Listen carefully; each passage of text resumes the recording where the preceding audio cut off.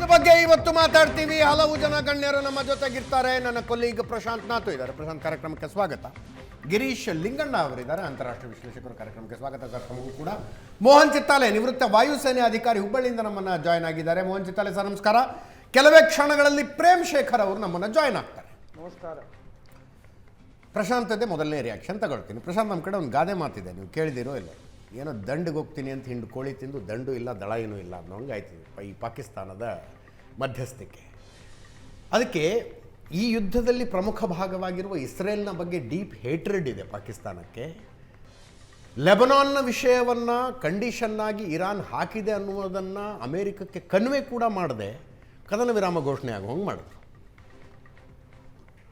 ಅದೇ ನೋಡಿ, ಪಾಕಿಸ್ತಾನ್ ತನ್ನ ಒಂದು ಸ್ವಾರ್ಥಕ್ಕೋಸ್ಕರ ಅನ್ನಿ ಅಥವಾ ತನ್ನ ಪ್ರಸ್ತುತತೆಗೋಸ್ಕರ ಮತ್ತು ಅಮೇರಿಕ ಹೇಳದಂತೆ ಕೇಳುವ ರಾಷ್ಟ್ರವಾದ್ದರಿಂದ ಈ ಮಧ್ಯಸ್ಥಿಕೆಗೆ ಪಾಕಿಸ್ತಾನ ಒಂದು ಪ್ರಯತ್ನವನ್ನು ಮಾಡ್ತು ಅಂತ ಹೇಳಲ್ಲ ನಾನು. ಅಮೇರಿಕ ಪಾಕಿಸ್ತಾನದ ಕಡೆಯಿಂದ ಈ ಪ್ರಯತ್ನವನ್ನು ಮಾಡಿಸ್ತು ಮತ್ತು ಅದು ಇರಾನ್ಗೂ ಸೂಟ್ ಆಗ್ತಿತ್ತು. ಒಂದು ಮುಸ್ಲಿಂ ದೇಶ, ಒಂದು ಮುಸ್ಲಿಂ ದೇಶಕ್ಕೆ ಅವರು ಧನ್ಯವಾದ ಹೇಳೋದು ಬೇರೆ, ನಾವು ಮುಸ್ಲಿಂ ಕಂಟ್ರೀಸ್ಗೆ ಆ ಧನ್ಯವಾದವನ್ನು ಹೇಳೋದು ಬೇರೆ. ಆ ಕಾರಣದಿಂದ ಅದು ಇರಾನ್ಗೂ ಸೂಟ್ ಆಗ್ತಿತ್ತು. ಪಾಕಿಸ್ತಾನ ನನಗನ್ಸುತ್ತೆ ಒಂದು ಕೊರಿಯರ್ ಕೆಲಸವನ್ನು ನಿಶ್ಚಿತವಾಗಿ ಕದನ ವಿರಾಮದ ಘೋಷಣೆಯ ಒಂದು ಏನಂತಾರೆ ಭಾಗಶಃ ಕದನ ವಿರಾಮದ ಘೋಷಣೆಗೆ ಪಾಕಿಸ್ತಾನ ಒಂದು ಮಧ್ಯಸ್ಥಿಕೆಯನ್ನು ಮಾಡಿದೆ. ಈಗ ಇವತ್ತು ಮಾತುಕತೆ ನಡೆಯುತ್ತೆ ಅನ್ನೋದನ್ನು ಹೇಳಲಾಗ್ತಾ ಇತ್ತು. ಬಹುಶಃ ನಾಳೆ ಈ ಮಾತುಕತೆ ನಡೀಬಹುದು ಅನ್ನೋದನ್ನು ಈಗ ನಡೀಬಹುದು, ಕನ್ಫರ್ಮ್ ಇಲ್ಲ. ಈಗಾಗಲೇ ಇಸ್ಲಾಮಾಬಾದ್ಗೆ American vice president JD Vance ಬಂದಿಳಿದಿದ್ದಾರೆ. ಇರಾನ್ ಡೆಲಿಗೇಷನ್ ಕೂಡ ನಾಳೆ ಬರುತ್ತೆ ಅಂತಕ್ಕಂಥ ಒಂದು ಆಶಾವಾದವನ್ನು ಪಾಕಿಸ್ತಾನದ ನಾಯಕರು ವ್ಯಕ್ತಪಡಿಸ್ತಿದ್ದಾರೆ. ಆದರೆ ಅದಕ್ಕಿಂತ ಮುಂಚೆ ಬರ್ತಾ ಇರತಕ್ಕಂಥ ಭಾಷೆಗಳು, ಅಂದರೆ ಡಸ್ಟ್ಬಿನ್ಗೆ ಎಸ್ತಿದ್ದೀವಿ, ಕಸದ ಬುಟ್ಟಿಗೆ ಎಸ್ತಿದ್ದೀವಿ ಅಂತಕ್ಕಂಥ ಏನು ಭಾಷೆಯನ್ನು ಅಮೆರಿಕನ್ ಅಧ್ಯಕ್ಷರು ಮತ್ತು ವೈಟ್ ಹೌಸ್ನ ಸ್ಪೋಕ್ಸ್ ಪರ್ಸನ್ ಏನು ಬಳಸ್ತಾ ಇದ್ದಾರೆ, ಅದು ಯಾವ ರೀತಿಯ ಒಂದು ಮಾತುಕತೆ ನಡಿಬಹುದು ಅನ್ನೋದಕ್ಕೆ ದಿಕ್ಸೂಚಿ ಅಂತ ನಾನು ಭಾವಿಸ್ತೇನೆ. ಆದರೆ ಅದೇ ನನಗನ್ಸುತ್ತೆ, ಈಗ ಪಾಕಿಸ್ತಾನ್ ಮತ್ತು ಇಸ್ರೇಲ್ನ ಡೀಪ್ ಹೇಟ್ರೇಡ್ ಏನಿದೆ, ಇಸ್ರೇಲ್ನ ಡೀಪ್ ಹೇಟ್ರೇಡ್ ಇದ್ದರೂ ಕೂಡ ಇಸ್ರೇಲ್ ಎಷ್ಟರ ಮಟ್ಟಿಗೆ ಈ ಕದನ ವಿರಾಮವನ್ನು ಒಪ್ಪುತ್ತೆ ಅನ್ನೋದೇ ಪ್ರಶ್ನಾರ್ಥಕ. ಈಗ ನಾನು ಡೊನಾಲ್ಡ್ ಟ್ರಂಪ್ ಅವರ ಟ್ವೀಟನ್ನು ಗಮನಿಸ್ತಾ ಇದ್ದೆ. ಅವರು ಬೆಂಜಮಿನ್ ನೆತಾನ್ಯಾಹು ಹೇಳ್ತಾರೆ, ಇಲ್ಲ ಲೆಬನಾನ್ ಮೇಲೆ ದಾಳಿ ಕಡಿಮೆ ಮಾಡಿ, ಸ್ವಲ್ಪ ಲೋ ಪ್ರೊಫೈಲ್ ಮೇಂಟೈನ್ ಮಾಡು ಅಂತ ಹೇಳ್ತಿದ್ದಾರೆ. ಆದರೆ ನೋಡಿ, ಅಮೇರಿಕಕ್ಕಿದೊಂದು ಬೇರೆ ಕಾರಣದಿಂದ ಅಮೇರಿಕ ಈ ಯುದ್ಧದಲ್ಲಿ ಭಾಗವಹಿಸ್ತು. ಬಟ್ ಇಸ್ರೇಲ್ಗೆ ಇದೊಂದು ರೀತಿಯ ಅಕ್ಷರಶಃ ಯಾವತ್ತಿಗೂ ಕ್ವಶನ್ ಆಫ್ ಎಕ್ಸಿಸ್ಟೆನ್ಸ್. ಆ ಕಾರಣದಿಂದ ಅದರ ಹುಟ್ಟಿದಾರಭ್ಯ ಇಸ್ರೇಲ್ ಈ ಯುದ್ಧಗಳನ್ನು ನಡೆಸ್ತಾನೆ ಬಂದಿದೆ. ಇಸ್ರೇಲ್ ಇಲ್ಲ ಈಗ ಕದನ ವಿರಾಮ ಆಯಿತು ಅನ್ನುವ ಕಾರಣಕ್ಕೋಸ್ಕರ ಏನೋ ಫ್ರೆಂಡ್ಲಿ ಟೈಸ್ ಮಾಡ್ಕೊಂಡ್ಬಿಡ್ತೀವಿ ಅಂತಕ್ಕಂಥ ಸ್ಥಿತಿಯಲ್ಲಿ ಇರಲ್ಲ. ಇರಾನ್ನ ಎಕ್ಸಿಸ್ಟೆನ್ಸ್ ಏನಿದೆ ಅದು ಕೂಡ ಇಸ್ರೇಲ್ನ ಹೇಟ್ರೇಡ್ ಮೇಲೆಯೇ ಇರುತ್ತೆ ನಿಶ್ಚಿತವಾಗಿ. ಹೀಗಾಗಿ ನನಗನ್ಸುತ್ತೆ ಇಸ್ರೇಲ್ ಈ ಕದನ ವಿರಾಮವನ್ನು ಒಪ್ಕೊಳ್ಳುತ್ತಾ ಅಥವಾ ಬರೀ ಅಮೇರಿಕ ಈ ಯುದ್ಧದಿಂದ ಮೊದಲು ಕಾಲು ತೆಗೆದು ನಂತರ ಇಸ್ರೇಲನ್ನು ಬ್ಯಾಕಿಂಗ್ ಮಾಡೋಣ ಅನ್ನುವ ಆ ರೀತಿಯ ಸಾಧ್ಯತೆಗಳನ್ನು ಕೂಡ ನಾವು ತಳ್ಳಿ ಹಾಕುವಂತಿಲ್ಲ. ಹೀಗಾಗಿ ಈಗ ನಾಳೆ ಏನು ಮಾತುಕತೆ ನಡೆಯುತ್ತೆ, ಎಷ್ಟರ ಮಟ್ಟಿಗೆ, ಈಗ ಭಾಳ ಇಂಪಾರ್ಟೆಂಟ್ ಭಾರತದ ದೃಷ್ಟಿಯಿಂದ ಇರ್ತಕ್ಕಂಥದ್ದು ಸ್ಟ್ರೇಟ್ ಆಫ್ ಹಾರ್ಮೂಸ್ ಸಂಪೂರ್ಣವಾಗಿ ಕ್ಲಿಯರ್ ಆಗತ್ತಾ, ಅಥವಾ ಸ್ಟ್ರೇಟ್ ಆಫ್ ಹಾರ್ಮೂಸ್ನಲ್ಲಿ ನಾವು ಟೋಲ್ ಟ್ಯಾಕ್ಸನ್ನು ಹಾಕ್ತೀವಿ ಅನ್ನುವ ಇರಾನ್ನ ಒಂದು ಬೇಡಿಕೆ ಏನಿದೆ, ಅದರ ಬಗ್ಗೆ ಮಾತುಕತೆ ನಡೆದಾಗ ಏನಾಗುತ್ತೆ, ಇವೆಲ್ಲವೂ ವಗೇರೆ ಅಂಶಗಳು ಅಂತ ಅನ್ಸುತ್ತೆ. ಬಟ್ ನನಗನ್ಸುತ್ತೆ ನಾಳೆಯ ಮಾತುಕತೆ ಒಂದು ವೇಳೆ ನಡೆದ್ರೆ ಆ ಮಾತುಕತೆಯ ಔಟ್ಕಮ್ ಏನು ಅನ್ನೋದು ಈ ಯುದ್ಧದ ಭವಿಷ್ಯವನ್ನು ನಿರ್ಧಾರ ಮಾಡ್ತಾರೆ. ಗಿರೀಶ್ ಲಿಂಗಣ್ಣ ಸರ್, ತುಂಬ ಅವಸರದ ಘೋಷಣೆ ಆಗ್ಬಿಡ್ತಿದ್ವು ಅಂತ, ಲೆಬನಾನ್ನ ವಿಷಯದಲ್ಲಿ ನಿಲುವೇನು ಅನ್ನುವುದನ್ನು ಖಚಿತಪಡಿಸಿಕೊಳ್ಳದೆ ಕದನ ವಿರಾಮ ಆಗ್ಬಿಡ್ತು ಅಂತ ಘೋಷಿಸುವ ಅವಶ್ಯಕತೆ ಇರಲಿಲ್ಲ. ಈಗ ಅರ್ಜೆನ್ಸಿ ನೋಡಿದ್ರೆ America urgency very clear. Otherwise JD Vance already ಬರ್ತಾರೋ ಬರೋದಿಲ್ವೋ ಅನ್ನೋದು ಗೊತ್ತಿಲ್ಲದೆ ಪಾಕಿಸ್ತಾನಕ್ಕೆ ಬಂದು ಇಳಿಯೋದು ಅಂದ್ರೆ ಏನದು? ಎಕ್ಸಿಟ್ ಪ್ಲಾನ್ ಬೇಕೀಗ ಅಮೇರಿಕಾಗೆ. They are waiting for one exit plan. ಇದರಿಂದ ಹೆಂಗೆ ಕೈ ತೊಳ್ಕೊಂಡು ಆಚೆ ಬಂದು ನವಂಬರಲ್ಲಿ ನಡೆಯುವಂಥ ಎಲೆಕ್ಷನ್ನ ಹೇಗೆ ಇಟ್ಕೋಬೇಕು ಅನ್ನೋದೇ ಅವರಿನ ಮನಸ್ಥಿತಿ ಈಗ ಹಂಗಾಗ್ಬಿಟ್ಟಿದೆ ಈಗ. So they want on exit plan.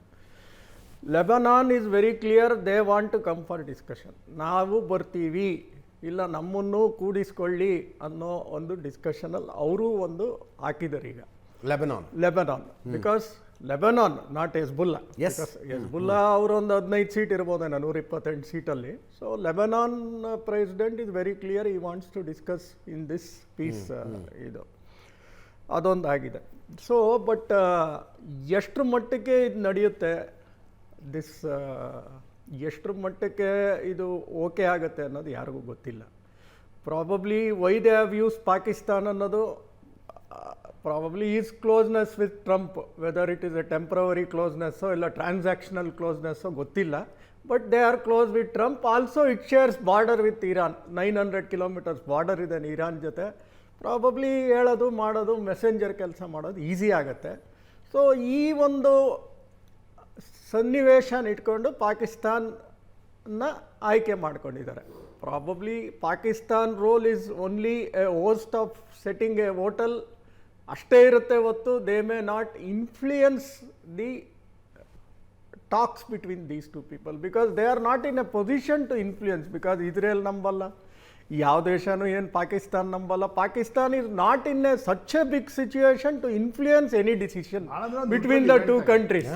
Neutral place ಆಗಿರ್ಬೋದೇ ಹೊತ್ತು they don't have any roll except hosting this. ಇದು probably if China and Russia ಕೆಲಸ ಮಾಡ್ದಂಗ್ರಿ, ಕನ್ಯಾ ತೋರ್ಸೋ ಕೆಲಸ ಮಾಡ್ದಂಗೆ ಅಷ್ಟೇ. ತೋರ್ಸೋ ಕೆಲಸ ಏನ್ ನಮ್ಗೇನು ಆ ಪೀಸ್ ಟಾಕ್ಸ್ ಆದ್ರೆ ನಮ್ಗೆ ಒಳ್ಳೇದು, ಯಾರಾದ್ರೂ ಮಾಡ್ಕೊಳ್ಳಿ ಅಷ್ಟೇ. ನಮ್ಗಾದ್ರೆ ಒಳ್ಳೇದು. ಯಾಕಂದ್ರೆ ನೀವು UAE ಅಂತ ತಗೊಂಡ್ರೆ ನಮ್ಮ ಹತ್ತತ್ರ 40% ಇಂಡಿಯನ್ಸೇ ಇದಾರಲ್ಲಿ. ಸೊ ನಮ್ಮ ಬದುಕು ನಮ್ದೊಂದು $22 ಬಿಲಿಯನ್ ಲಾಸ್ಟ್ ಇಯರ್ ಅಲೋನ್ ಬಂದಿದೆ UAE ಒಂದರಿಂದ ನಮ್ಮ ಇಂಡಿಯನ್ಸಿಂದ. ಅದೆಲ್ಲ ಸೆಟ್ರೈಟ್ ಆಗಿ ನಮ್ಮ ಬದುಕು ಚೆನ್ನಾಗಿದ್ರೆ ಅಷ್ಟು ಸಾಕು ನಮ್ಗೀಗ. ಅವ್ರು ಏನಾರ ಮಾಡ್ಕೊಳ್ಳಿ, ಒಟ್ನಲ್ಲಿ we need a durable peace. ಅಷ್ಟಾರ್ಕಾರ ಬರಲಿ, not a temporary peace. R Mohan Chittale ಅವರಿದ್ದಾರೆ. ಮೋಹನ್ ಚಿತ್ತಾಲೆ ಅವರ ನನಗೆ ಈ ಮಾತುಕತೆ ಶುರುವಾಗಿದ್ದೇ ಆಶ್ಚರ್ಯ. ಈಗ ಎರಡು ಪಾರ್ಟಿ ಯಾವುದೇ ವಿಷಯಕ್ಕೆ ಎದುರ ಬದ್ರ ಕೂತ್ಕೊಂಡು ಮಾತಾಡೋ ಸನ್ನಿವೇಶ. ಉದಾಹರಣೆಗೆ ಒಂದೇನೋ ರಿಯಲ್ ಎಸ್ಟೇಟ್ ವ್ಯವಹಾರ ನಡೀತಿದೆ ಅಂತ ಅನ್ಕೊಳ್ಳೋಣಪ್ಪ. ಯಾರೋ 1 ಎಕರೆ ಜಮೀನು ಮಾರಬೇಕು, ಇನ್ನೊಂದು ಎಕರೆ ಜಮೀನು ಒಬ್ಬರು ತಗೋಬೇಕು. ಮಾರೋರು 1 ಕೋಟಿ 1 ಎಕರೆಗೆ ಅಂತ ಹೇಳಿದ್ದಾರೆ. ತಗೊಳ್ಳೋರ ಬಜೆಟ್ 20 ಲಕ್ಷ ಇದೆ. ಅವಾಗ ಮಾತುಕತೆ ಕೂತ್ಕೊಳ್ಳೋದಕ್ಕೆ ಆಗೋದಿಲ್ಲ. ಅದು ಏನೋ 5-10 ಲಕ್ಷದಲ್ಲಿ ವ್ಯತ್ಯಾಸ ಇದ್ರೆ ಎದುರ ಬದ್ರ ಕೂತ್ಕೊಂಡು ಬಗೆಹರಿಸ್ಕೊಳ್ಳೋಣ ಅಂತ. ಈಗ ಹಾರ್ಮುಜ್ ಸ್ಟ್ರೇಟ್ ನಮ್ಮ ನಿಯಂತ್ರಣಕ್ಕೆ ಇರಬೇಕು ಅನ್ನೋ ಪ್ರೀ ಕಂಡೀಷನ್ ಹಾಕಿ ಕೂತ್ಕೊಂಡಿದ್ದಾರೆ ಇರಾನ್ನವರು. ಅದನ್ನು ಅಮೆರಿಕ ಒಪ್ಕೊಳ್ಳೋ ಸಾಧ್ಯತೆ ಇದೆಯಾ? ನಾವು ಯುರೇನಿಯಂ ಎನ್ರಿಚ್ಮೆಂಟನ್ನು ಯಥಾ ಪ್ರಕಾರ ಮುಂದುವರಿಸೋರು ಅಂತಿದೆ ಇರಾನು. ಅದನ್ನು ಒಪ್ಕೊಳ್ಳೋದಕ್ಕೆ ಸಾಧ್ಯ ಇದೆಯಾ? ಅದನ್ನು ಒಪ್ಕೊಂಡ್ರೆ ಮತ್ತೆ ಇಡೀ ದಿವಸ ಯುದ್ಧ ಮಾಡಿದ್ದಾದರೂ ಯಾವುದಕ್ಕೆ ಅನ್ನೋ ಪ್ರಶ್ನೆ ಬರುತ್ತೆ. ಈ ಪ್ರೀ ಕಂಡೀಷನ್ಗಳಿಗೆ ಒಪ್ಪಿಕೊಳ್ಳುವ ಸಾಧ್ಯತೆಯೇ ಇಲ್ಲದೆ ಇದ್ದಾಗ ಮತ್ತೆ ಎದುರು ಬದ್ರು ಬಂದು ಕೂತ್ಕೊಳ್ಳೋದೇನಿದೆ?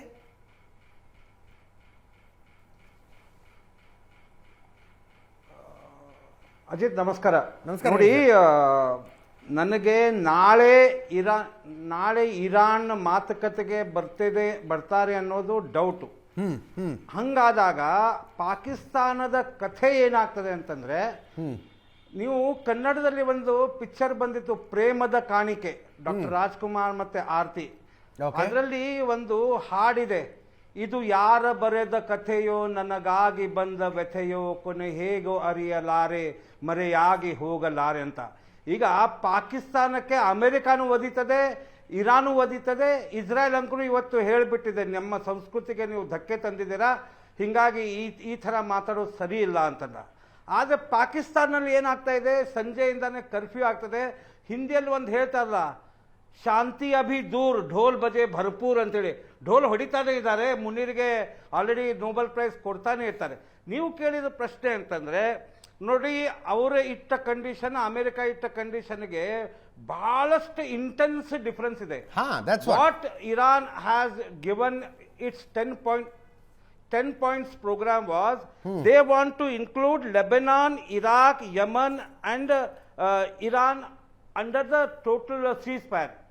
ನನಗೇನು ಅನಿಸ್ತಾ ಇದೆ, ಹಂಗೆ ಲಿಂಗಣ್ಣ ಸರ್ ಹೇಳಿದಂಗೆ, to have a good remarks with people of America, J.D. Vance might have come and he knows that this peace talk will be not successful, but when it comes in the midterm election, these things will work.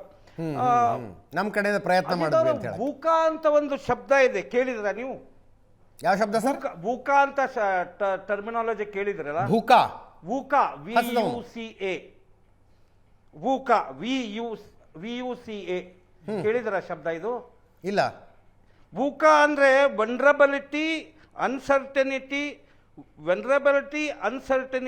Complexity ಮತ್ತು ಅಂಬಿಗ್ಯುಟಿ. Okay. ಇದಕ್ಕೆ Americans ಈಗ ಏನ್ ಹೇಳ್ತಾ ಇದ್ದಾರೆ, ಈ ವೂಕಾ ಶಬ್ದಕ್ಕೆ alternative is Donald Trump. Donald Trump don't have all these 4 qualities. Vulnerability, uncertainty, his complexity ಇಲ್ಲ, ಆಮೇಲೆ ಅವನ ಹತ್ರ ಏನು ಅಂಬಿಗ್ಯುಟಿನೇ ಇಲ್ಲ.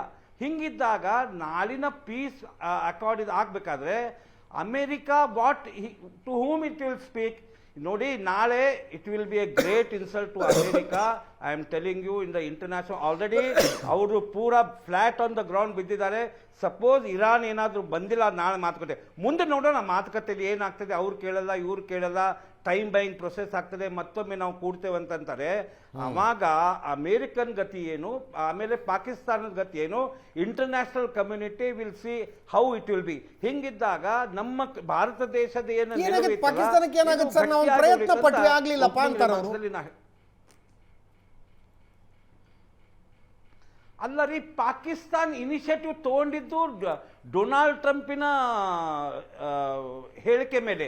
ಆದ್ರೆ ಡೊನಾಲ್ಡ್ ಟ್ರಂಪಿಗೆ ಗೊತ್ತಿಲ್ಲಲ್ಲ ಇರಾನ್ ಬರ್ತಾ ಇಲ್ಲ ಅಂತ ಹೇಳಿ. ಡೊನಾಲ್ಡ್ ಟ್ರಂಪಿಗೆ ಗೊತ್ತಿತ್ತು, ನಾನು I am A superior power and Iran will. Sir, in the international community ಒಂದು ಚಾನಲ್ನಲ್ಲಿ ಇತ್ತು, ನಾನು ನೋಡ್ತಾ ಇದ್ದೆ, ಒಂದು ಇಂಗ್ಲಿಷ್ ಚಾನಲ್ನಲ್ಲಿ, ಹೂ ಇಸ್ ಗ್ರೇಟ್ ಅಂತ ಆ ಆಂಕರ್ ಕೇಳಿದಾಗ 100 out of 100 students are were telling Iran. ನೋಡಿ ಕಂಡೀಷನ್ ಏನಾಗಿದೆ ಅಮೆರಿಕಾದ, ಸೂಪರ್ ಪವರ್ ಇದ್ದಿದ್ದು. ಆಮೇಲೆ ನಂಗೆ ಇನ್ನೊಂದು ಅನಿಸ್ತದೆ ಸರ್, ತೂ ಮಾರ್ ಮೈ ದೇಖ್ತಾ ಹೂಂ, ನೀ ಅತ್ತಂಗೆ ಮಾಡು, ನಾ ಕರ್ದಂಗೆ ಮಾಡ್ತೀನಿ. I am told Israel to limit the attack on Hezbollah. ಏನ್ ಸರ್ ಇದು, ಏನ್ ಸ್ಟೇಟ್ಮೆಂಟ್ ಇದು ಪ್ರೆಸಿಡೆಂಟ್ ಆಫ್ ಅಮೆರಿಕಾದ್ದು? ಅಂಡ್ ಇದರಲ್ಲಿ ಇಂಟರ್ನಲ್ ಪ್ಯಾಕ್ಟ್ ಇರಬಹುದು, Israel cannot fight at a time with Hezbollah and Hamas and Houthi along with America. Yes. So you whitewash Hezbollah, Hamas and Houthi, then we will combinedly will fight with Iran ಅಂತ ಹಿಂಗೇನೋ internal ಇದೆ ಅಂತ ನಂಗೆ ಅನಿಸ್ತದೆ Ajit. S, Prem Shekhar sir ನಮ್ಮ ಜೊತೆಗೆ join ಆಗಿದ್ದಾರೆ. Prem Shekhar sir, ಇರಾನಿನ 10 ಕಂಡೀಷನ್ಗಳ ಪೈಕಿ ಒಂದು ಕಂಡೀಷನ್ನು ನಾವು ಯುರೇನಿಯಂ ಎನ್ರಿಚ್ಮೆಂಟನ್ನು ಮುಂದುವರಿಸೋರು ಅಂತ. ಸರ್, ಅದು ಒಂದು ಪಾಯಿಂಟಲ್ಲಿ ಬಿದ್ದೋಗುತ್ತೆ ಈ ಮಾತುಕತೆ. ಇನ್ಫ್ಯಾಕ್ಟ್ ಅದೊಂದೇ ಮಾತಲ್ಲ, ಇನ್ಫ್ಯಾಕ್ಟ್ ನಾವು ಸರ್ ಒಟ್ಟಾರೆಗೆ ನೋಡುವ, ಇಲ್ಲಿ ಮುಖ್ಯವಾಗಿ ಎನ್ರಿಚ್ಮೆಂಟ್ಗೂ ಮುಖ್ಯವಾಗಿ ದೊಡ್ಡದಾಗಿ ಕಾಣಿಸ್ಕೊಂಡಿರೋದು ಇವಾಗ ಲೆಬನಾನ್ ಇಶ್ಯೂ. ಆ ಲೆಬನಾನ್ ಇಶ್ಯೂನಲ್ಲಿ ಸ್ವಲ್ಪ ಇರಾನ್ ನಲ್ಲಿ ಅಪ್ರಾಮಾಣಿಕತೆ ಇರೋದನ್ನ ನಾವು ನೋಡ್ಬೋದು. ಮೊನ್ನೆ ದಿನ ಬುಧವಾರ ಬೆಳಿಗ್ಗೆ ಇರಾನ್ ಇಂದ ಟ್ವೀಟ್ ಬಂದಾಗ, ಅಂದ್ರೆ ಪೋಸ್ಟ್, ಈಗ ಎಕ್ಸ್ ಅಲ್ಲ ಪೋಸ್ಟ್ ಬಂದಾಗ, ಅದು ಪರ್ಷಿಯನ್ ಭಾಷೆನಲ್ಲಿ ಅವರು ಅದು ಸೀಸ್ಫೈರ್ ಪೋಸ್ಟ್ ಮಾಡಿದಾಗ ಅಲ್ಲಿ ಲೆಬನಾನ್ ವಿಷಯ ಇತ್ತು. ಲೆಬನಾನ್ ಅಲ್ಲಿಯೂ ಸಹ ಸೀಸ್ಫೈರ್ ಆಗ್ತದೆ ಅಂತ. ಅದರದೇ ಇಂಗ್ಲಿಷ್ ವರ್ಷನ್ ಅವರು ಬೇರೆ ಪೋಸ್ಟ್ ಮಾಡಿದ್ರು, ಅದರಲ್ಲಿ ಲೆಬನಾನ್ ಇರಲಿಲ್ಲ. ಸ್ವಲ್ಪ ಹೊತ್ತಾದ ಮೇಲೆ ಕರೆಕ್ಷನ್ ಆಗಿ ಇಂಗ್ಲಿಷ್ ವರ್ಷನ್ ನಲ್ಲೂ ಲೆಬನಾನ್ ಕಾಣಿಸ್ಕೋತು. ಅಂದ್ರೆ ಶುರುವಿನಲ್ಲಿ ಅಂದ್ರೆ ಲೆಬನಾನ್ ವಿಷಯ ಇರಲಿಲ್ಲ ಅಂತ ಅನ್ಕೋಬಹುದು. ಇರಾನ್ ಅವರು ತಮ್ಮ ಇಂಟರ್ನಲ್ ಕನ್ಸಂಪ್ಷನ್ಗೋಸ್ಕರ ಲೆಬನಾನ್ ಸೇರಿಸ್ಕೊಂಡಿದ್ರು. ನಮಗೆಲ್ಲ ಹೇಳೋದಕ್ಕೆ ಇಂಗ್ಲಿಷ್ ವರ್ಷನ್ ಕೊಟ್ಟರೆ ಲೆಬನಾನ್ ಇರಲಿಲ್ಲ. ಹೀಗಾಗಿ ಏನಾಗಿದೆ, ಒರಿಜಿನಲ್ ಇದ್ರೆ ಲೆಬನಾನ್ ಇಲ್ಲ ಅಂತಾನೆ ನಾವು ಹೇಳ್ಬೋದು. ಅದಾದ್ಮೇಲೆ ಆಮೇಲೆ ಏನೋ ತಪ್ಪಾಗಿದೆ ಅಂತ ಹೇಳಿ ಅವರು ಲೆಬನಾನ್ ಇಂಗ್ಲಿಷ್ ವರ್ಷನ್ ಅಲ್ಲೂ ಹಾಕೊಂಡ್ರು. Point number 1. ಅದಕ್ಕೇನೆ ಈಗ JD ವ್ಯಾನ್ಸ್, ಆಮೇಲೆ White House spokeswoman Caroline Leavitt ಅವರೆಲ್ಲ ಹೇಳಿದ್ದು ಲೆಬನಾನ್ ಇದು ಇಶ್ಯೂ ಅಲ್ವೇ ಅಲ್ಲ, ಇದು ಯುದ್ಧ, ಇದು ಸೀಸ್ಫೈರ್ ಆಗ್ತಾ ಅಲ್ಲ ಸರ್. ಈಗ ಇರಾನಿನ ಬೇಡಿಕೆಯಲ್ಲಿ ಲೆಬನಾನ್ ಇರಬಹುದಪ್ಪ, ಇರುವ ಸಾಧ್ಯತೆಗಳ ಜಾಸ್ತಿ. ಅವ್ರು ಇನ್ನೂ ಏನೇನೋ ಕೇಳ್ಬೋದು ಸರ್. ಈ ಗಾಜಾ ಸ್ಟ್ರಿಪ್ ಮೇಲೂ ಅಟ್ಯಾಕ್ ಮಾಡೋದು ನಿಲ್ಲಿಸಬೇಕು ಅಂತಲೂ ಕೇಳಬಹುದು ಅವರು. ಅದನ್ನ ಅವರು ಅಮೆರಿಕಕ್ಕೆ ನೇರವಾಗಿ ಹೇಳೋದಕ್ಕಾಗೋದಿಲ್ಲ, ಹೇಳಬೇಕಾದದ್ದು ಪಾಕಿಸ್ತಾನದ ಮೂಲಕ. ಪಾಕಿಸ್ತಾನ ಅದನ್ನು ಹೇಳ್ತೋ ಇಲ್ಲೋ ಅನ್ನೋದು ಪ್ರಶ್ನೆ. ಈಗ ಆ ಪ್ರಶ್ನೆ ಇದೆ, ಯಾಕಂದ್ರೆ ಪಾಕಿಸ್ತಾನ ಸೀಸ್ಫೈರ್ಗೆ ಮಾತಾಡದ್ದೇ ಟ್ರಂಪ್ ಬರ್ಕೊಟ್ಟಂತ ಟ್ವೀಟ್ ಅನ್ನ ಶರೀಫ್ ನೋಡದೆ ಅದನ್ನ ಏನು ತಿದ್ದದೆ ಪೋಸ್ಟ್ ಮಾಡೋದ್ರಿಂದ ಅಲ್ಲಿ ಇತ್ತಲ್ಲ draft for Pakistan prime minister ಅಂತ, ಹಾಗೇನೆ ಹಾಕ್ಬಿಟ್ಟಿದ್ದ ಮನುಷ್ಯ ಶರೀಫ್. ಆಯ್ತಾ? ಹೀಗಾಗಿ ಅದು ಟ್ರಂಪ್ ಬರ್ಕೊಟ್ಟದೆಲ್ಲ ಬೇರೆ ವಿಷಯ ಬಿಟ್ಬಿಡೋಣ. ಒಟ್ಟಿನಲ್ಲಿ ಲೆಬನಾನ್ ವಿಷಯನ ಅನಂತರ ತಂದು ತುರ್ಕಿರೋದು ಇರಾನ್. ಹೀಗಾಗಿ ಆದ್ರೆ ಇಸ್ರೇಲ್ ಹೇಳೋದೇನು ಅಥವಾ ಮತ್ತೆ ಅಮೆರಿಕ ಹೇಳೋದೇನು, ಈ ಸೀಸ್ ಫೈರ್ ಆಗ್ತಿರೋದು ಒಂದು ಕಡೆ ಇರಾನ್, ಇನ್ನೊಂದು ಕಡೆ ಇಸ್ರೇಲ್ ಮತ್ತು ಅಮೆರಿಕ, ಇದ್ರ ಮಧ್ಯೆ ಅಷ್ಟೇ. ಲೆಬನಾನ್ ಬರೋದೇ ಇಲ್ಲ ಅಂತ. ಇನ್ಫ್ಯಾಕ್ಟ್ ಇದನ್ನೇ ಇಸ್ರೇಲ್ ಉಪಯೋಗಿಸ್ಕೊಳ್ತದೆ. ಇರಾನಿಂದ ಅಟ್ಯಾಕ್ ಬರಲಿಲ್ಲ, ನಾವು ಆ ಕಡೆ ಗಮನ ಕೊಡಬೇಕಾಗಿಲ್ಲ ಅಂತಾನೆ ಲೆಬನಾನ್ನಲ್ಲಿ ಹೆಜ್ಬುಲ್ಲಾಗಳನ್ನ ಕಂಪ್ಲೀಟ್ ಮಟ್ಟ ಹಾಕೋದಕ್ಕೆ ಇದೊಂದು ಚಾನ್ಸ್. ಅದಕ್ಕೆ ಪ್ರೇಮ್ಶೇಖರ್ ಸರ್, ಆ, ಒಂದು ವೇಳೆ ಈಗ ಇರಾನ್ ಹೊರ್ಮೂಸ್ ಜಲಸಂಧಿಯ ಒಂದು ಹಠವನ್ನು ಹಿಡಿದಾಗ ನಮಗೊಂದು ಲಿವರೇಜ್ ಪಾಯಿಂಟ್ ಇರಲಿ ಅನ್ನೋ ಕಾರಣಕ್ಕೋಸ್ಕರ ಇಸ್ರೇಲ್ನಿಂದ ಲೆಬನಾನ್ ಮೇಲಿನ ದಾಳಿಯನ್ನು ನಡೆಸಲಾಗ್ತಿದೆ. You are putting the cars.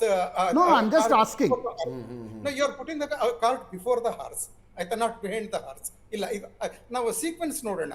First ಲೆಬನಾನ್ದು ಆ ಇಶ್ಯೂ ತಗೊಂಡು ಬಂದರು, ಆಮೇಲೆ ಇರಾನ್ ಹೇಳ್ತು ನಾವು ಇದು ಆಗಿದ್ರೆ ನಾವು ಲೆಬನಾನ್ ನೀವು ಅಟ್ಯಾಕ್ ಮಾಡೋದೇ ಆದರೆ ನಾವು ಹಾರ್ಮುಜನ್ನು ಬಿಡೋದಿಲ್ಲ ಅಂತ. ಈ ಹಾರ್ಮುಜ್ ವಿಷಯ ನಂತರ ಬಂತು. ಈಗ ನಾಳೆ ಆಗೋದು ಇನ್ಫ್ಯಾಕ್ಟ್ ಇದು ಎಂಥದ್ದು ಡಿಸ್ಕಷನ್ ಶನಿವಾರ ಬೆಳಿಗ್ಗೆನಿಂದ ಮೊದಲೇ ಡಿಸೈಡ್ ಆಯಿತು. ಶುಕ್ರವಾರ ಅಂತ ಅಂದ್ಕೊಂಡದ್ದು ಮೊದಲನೇದಷ್ಟೇ ಕೆಲವು ಗಂಟೆಗಳಷ್ಟೇ ಬಂದದ್ದು. ಆಮೇಲೆ ಮೊನ್ನೆ ಸಾಯಂಕಾಲವೇ ಗೊತ್ತಾಯಿತು ಶನಿವಾರ ಬೆಳಿಗ್ಗೆ ಅಂತ. ಅದಕ್ಕೂ ಆ್ಯಕ್ಚುಲಿ ಈಗ ಅದನ್ನ ಪಾಕಿಸ್ತಾನದಲ್ಲಿರೋ ಇರಾನಿಯನ್ ಅಂಬಾಸಿಡರ್ ಫಸ್ಟ್ ಅವರು ಟ್ವೀಟ್ ಮಾಡುತ್ತೇನು, ನಮ್ಮ ಡೆಲಿಗೇಷನ್ ಬರ್ತಾ ಇದೆ ಅಂತ. ಸ್ವಲ್ಪ ಹೊತ್ತಾದ್ಮೇಲೆ ಟ್ವೀಟ್ ಅನ್ನು ಅವರು ಡಿಲೀಟ್ ಮಾಡಿಬಿಟ್ರು. ಅಂದ್ರೆ ಇರಾನಿಯನ್ ಡೆಲಿಗೇಷನ್ ಬರ್ತದೇನೆ ಅಂತ. ನನಗೆ ಬಹಳ ಕ್ಯೂರಿಯಸ್ ಇದಾಗಿ ನಾನು ರೇಡಿಯೋ ಪಾಕಿಸ್ತಾನ್ ಇದನ್ನ ಲಾಹೋರ್ ಸ್ಟೇಷನ್ ಅನ್ನ ಟ್ಯೂನ್ ಮಾಡಿದೆ. ನಾನು ಅಲ್ಲಿ ಬಂದ ನ್ಯೂಸ್ ಪ್ರಕಾರ ಸಾಯಂಕಾಲ ಇರಾನಿಯನ್ ಡೆಲಿಗೇಷನ್ ಪಾಕಿಸ್ತಾನಕ್ಕೆ ಬಂದಿದೆ ಅಂತ. ನೀವು ಪಾಕಿಸ್ತಾನಕ್ಕೆ ಎಷ್ಟು ನಂಬಬಹುದು ಅಂತ ನಿಮಗೆ ಬಿಟ್ಟುಬಿಡ್ತೀನಿ, ಅದನ್ನ ಕೇಳಿದ್ದನ್ನ ನಿಮಗೆ ಹೇಳ್ತಾ ಇದ್ದೀನಿ ಸರ್. ಒಂದು ಇರಾನಿಯನ್ ಏರ್ಲೈನ್ಸ್ ವಿಮಾನ ಅಕ್ಕಪಕ್ಕದಲ್ಲಿ ಪಾಕಿಸ್ತಾನಿ ಏರ್ಫೋರ್ಸ್ನ ವಿಮಾನಗಳ ಭದ್ರತೆಯಲ್ಲಿ ಬರ್ತಾ ಇರೋ ವಿಡಿಯೋನು ಬಂತದ್ದು. ಅಲ್ಲ, ಅದರ ಒಂದು ವಿಷಯ ಅಂತ ಹೇಳಿದ್ರೆ ಪಾಕಿಸ್ತಾನಿ ಏರ್ಫೋರ್ಸ್ ದೊಡ್ಡದಾಗಿ ಪ್ರದರ್ಶನ ಮಾಡ್ಕೊಂಡು ಕರ್ಕೋಬೇಕಾಗಿಲ್ಲ. ಇನ್ಫ್ಯಾಕ್ಟ್ ಅಲಿ ಖಮೇನಿಯಿಂದ ಲಾರಿಜಾನಿವರೆಗೆ ಎಲ್ಲರನ್ನೂ ಕೊಂದಾಕದಂತ ಇರಾನಿಯನ್ಸ್ಗೆ ಇಸ್ರೇಲಿಗಳಿಗೆ ಈ ಪೆಚೆಶ್ಕಿಯಾನ್ ಅಥವಾ ಅರಾಗ್ಚಿ ಅಥವಾ ಇದು ಮೊಹಮ್ಮದ್ ಬಾಗೇರ್ ಖಲೀಫಾ ಅವ್ರನ್ನ ಕೊಲ್ಲೋದು ಕಷ್ಟವೇ ಆಗಿರ್ಲಿಲ್ಲ. ಆದ್ರೆ ಅವರು ಮಾಡರೇಟ್ಸ್ ಅಂತ ಉಳಿಸ್ಕೊಂಡಿದ್ದಾರೆ. ಅವ್ರನ್ನ ಪಾಕಿಸ್ತಾನಿ ಏರ್ ಸ್ಪೇಸ್ ನಲ್ಲಿ, ಅದು ಸೀಸ್ ಫೈರ್ ಡಿಕ್ಲೇರ್ ಆಗಿರುವಾಗ ಇಸ್ರೇಲ್ ಕೊಲ್ತಾ ಇರ್ಲಿಲ್ಲ. ಈಗ ಪಾಕಿಸ್ತಾನ ದೊಡ್ಡ ಶೋ ಮಾಡ್ತಾ ಇದ್ದಾರೆ, ನಾವು ಹಿಂಗ್ ಕರ್ಕೊಂಡು ಬಂದಿದ್ವಿ ನೋಡಿ, ಅಲ್ಲೆಲ್ಲ ಸೆಕ್ಯೂರಿಟಿ ತುಂಬಾ ಬೀಫ್ ಅಪ್ ಮಾಡಿದ್ದಾರೆ, ಮತ್ತೆ ಸ್ಕೂಲು ಕಾಲೇಜಿಗೆಲ್ಲ ನಾಳೆ ರಜೆ ಕೊಟ್ಟಿದ್ದಾರೆ. ಫೈನಲ್ ಆಗಿ ಏನಾಗ್ಬೋದು ಅಂತ ಹೇಳಿದ್ರೆ, ಇರಾನ್ ಯಾಕೆ ತಗೊಂಡಿದೆ ಅಂತಂದ್ರೆ ಹಾರ್ಮುಜ್ ಒಂದು ಬಾರ್ಗೇನಿಂಗ್ ಚಿಪ್. ಆಯ್ತಾ, ಹಾರ್ಮುಜ್ ನಾವು ಬಿಡೋದಿಲ್ಲ. ನೀವು ಅಮೆರಿಕನ್ಸ್ ಹೇಳೋದು ನಿಮ್ಮ ಮೇಲೆ ಆಕ್ಚುಲಿ ನಾವು ಹಾಕಿರೋ ಸ್ಯಾಂಕ್ಷನ್ ನಾವು ತೆಗೆಯೋದಿಲ್ಲ ಅಂತ. ಕೊನೆಗೆ ಬಂದು ಅಲ್ಲಿ ನಿಂತ್ಕೊಳ್ತದೆ. ಅಮೆರಿಕನ್ಸ್ ನಿಮ್ಮ ಮೇಲೆ ಹಾಕಿರೋ ಸ್ಯಾಂಕ್ಷನ್ ತೆಗಿತೀವಿ, ನೀವು ಆಯಿಲ್ ಮಾರ್ಬೋದು, ಏನೆಲ್ಲ ಮಾರ್ಬೋದು, ಇನ್ಕಮ್ ಮಾಡ್ಕೋಬಹುದು. ಆಗ ಇರಾನ್ ಹಾರ್ಮುಜ್ ಮೇಲೆ ಇದನ್ನ ತೆಗಿಬಹುದು. ಫೈನಲಿಗೆ ಆ ರೀತಿ ಆಗ್ಬೋದು ನಾಳೆ ಮಾತುಕತೆ ನಡೆದ್ರೆ. This is what my understand.